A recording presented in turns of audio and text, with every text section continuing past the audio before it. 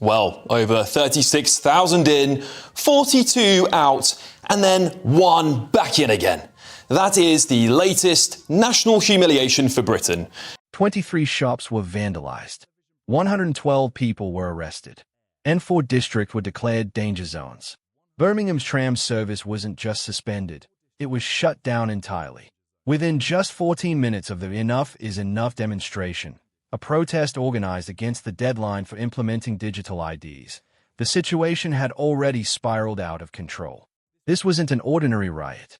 It was a roar of resistance, a backlash against what many saw as top-down control. At 6:12 p.m., the first pane of glass shattered in South Birmingham. 7 minutes later, police withdrew from the scene and retreated to headquarters. By 6:25, multiple TV broadcasters suddenly went off-air, citing unexplained signal loss. Moments later, reports emerged of a machete attack on the opposite side of the city. This time, the victim was a local woman. That became the turning point. At 6:40 p.m., Birmingham was plunged into a full blackout. Looters moved through the darkness unchecked as fires erupted across multiple locations.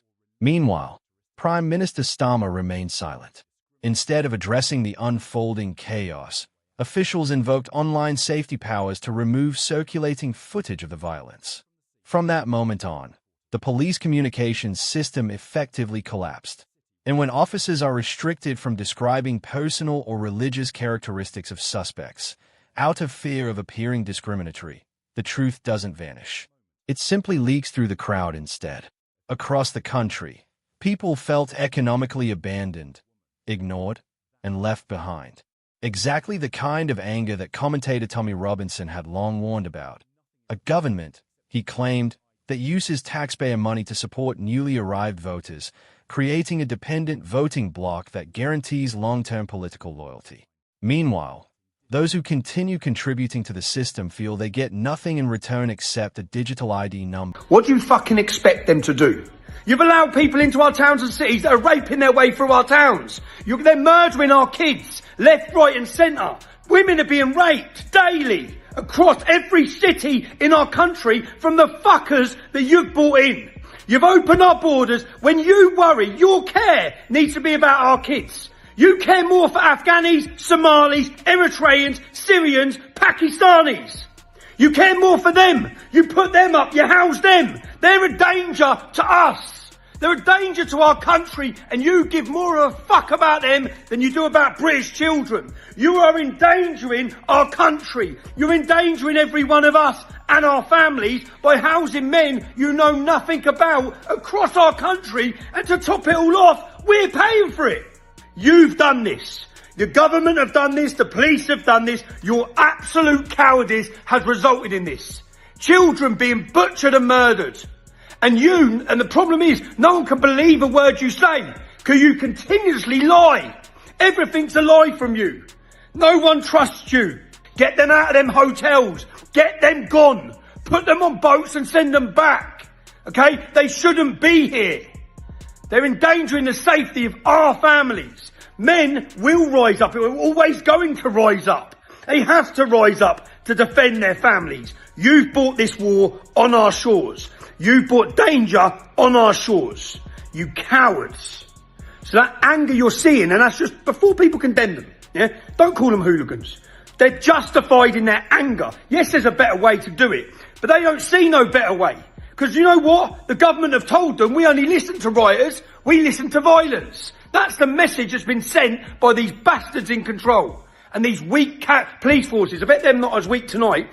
And no doubt they're out protecting. Anyway, that's my little rant for the night. Because it's fucking frustrating. Because of your foolish, weak, cowardly leadership. Stop the fucking... At present, thousands of newly arrived illegal male migrants seem able to act with total impunity, largely because they don't appear in police databases at all. The crowds now pouring into city centers aren't driven by mindless fury. They are calculated acts of resistance aimed directly at the new digital identity system. The policy the Prime Minister praises as a security upgrade feels to ordinary people like a tightening digital noose, one designed to drain wallets and mute anyone who dares criticize the government. These crowds aren't here to submit petitions. They're here to shatter the enforced silence. Observers on the ground have seen a clear shift from unfocused frustration to precise, targeted action aimed at hotels housing undocumented men and immigration processing centers. And all of it stems directly from a new policing rule, Regulation 1, which forbids the disclosure of an offender's ethnicity or religion in serious crimes. When authorities try to bury information to avoid backlash, the public responds in the only language left to them: action, sometimes fire.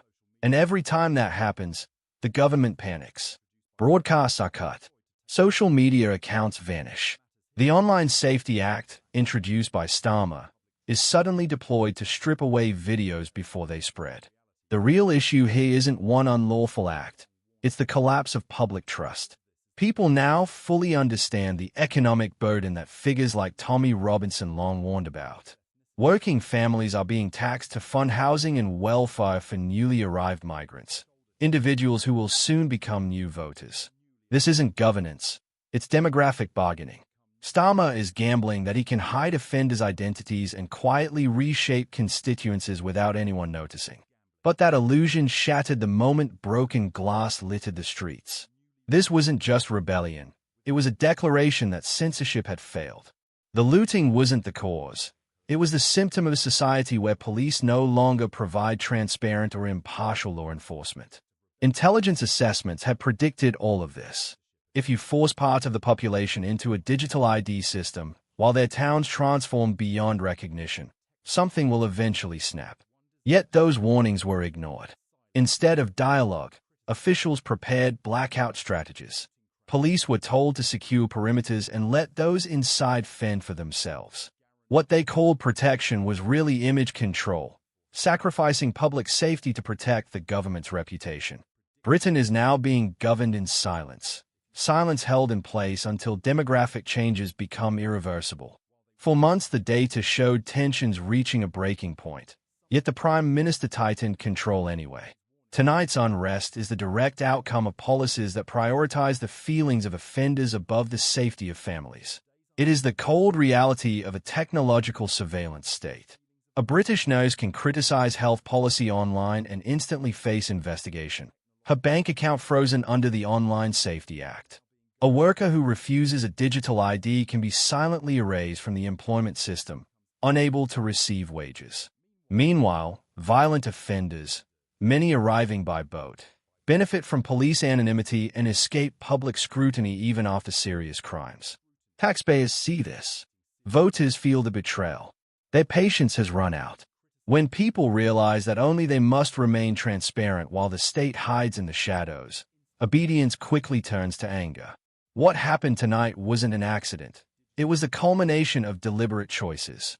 A leaked police college document confirmed strict rules banning officers from revealing a suspect's immigration status or religion. Privacy is prioritized, even if it endangers communities. Don't create prejudice, they say. But the truth is the police now operate more like the Home Office's PR team than an independent crime-fighting force.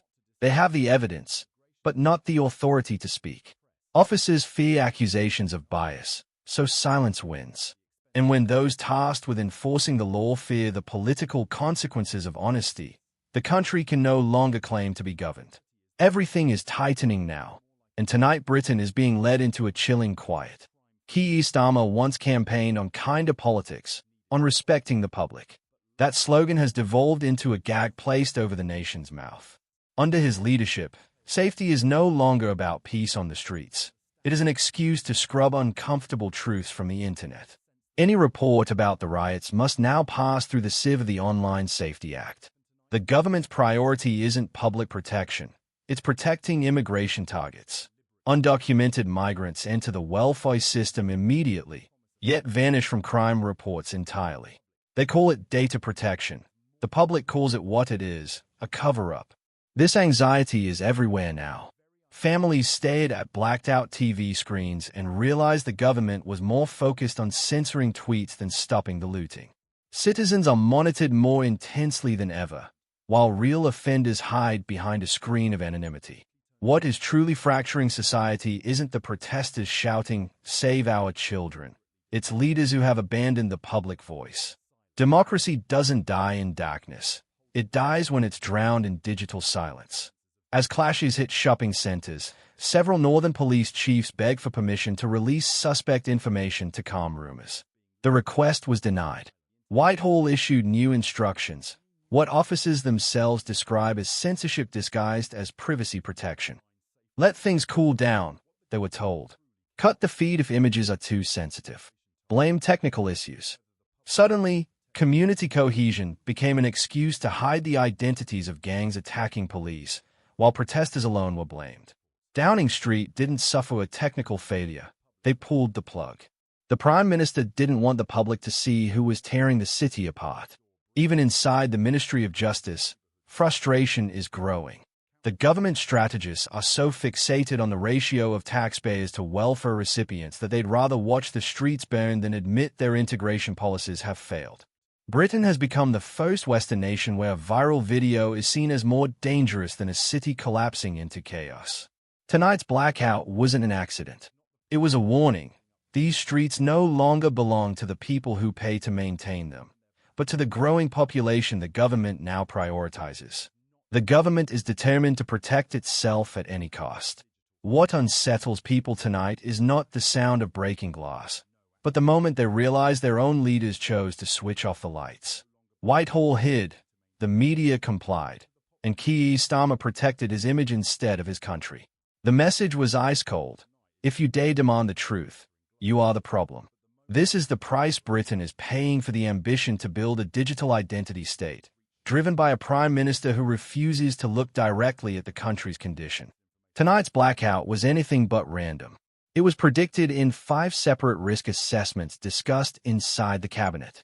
Those documents warned that forcing digital identity onto the public would ignite anger, especially if the government continued concealing crime statistics. The warnings were unmistakable. Enough is enough groups using encrypted apps to organize, rising fury over import taxes, and the vulnerability of commercial zones during the transition of power. Every signal was marked serious, yet Starmer ignored them. Sources say it was the Prime Minister himself who rejected proposals to pause enforcement measures, fearing such a move would validate criticism of the Online Safety Act.